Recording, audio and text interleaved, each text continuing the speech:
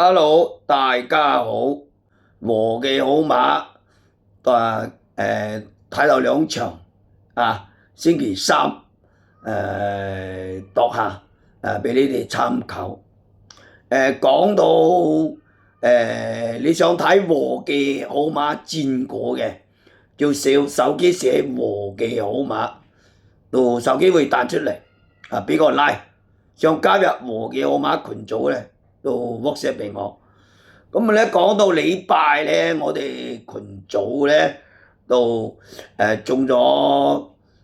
兩場跑第二，日本馬咧就跑第三，收尾嗰場咧就單 Q 單 win 咁我就話叫群組買咧7號 win 到7、1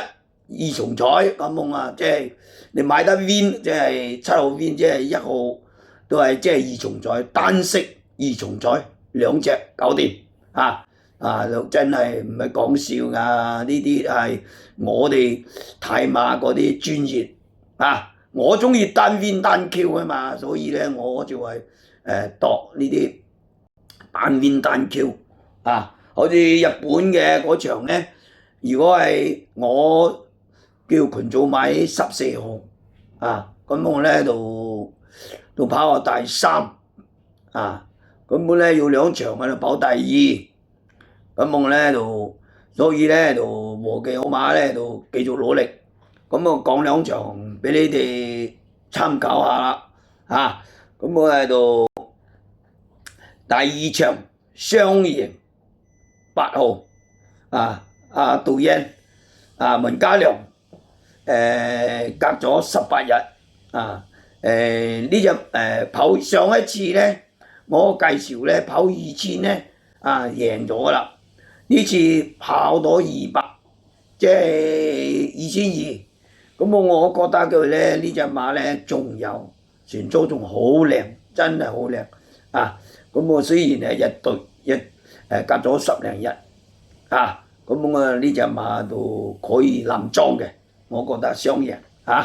上一次都好少人哋介紹啦，和記好馬介紹雙贏係咪先？咁我都可以係嘛？咁我講到第5場文池勇士2號黃志宏方嘉柏呢次跑2000隔咗21日呢隻馬咧即係前操咧，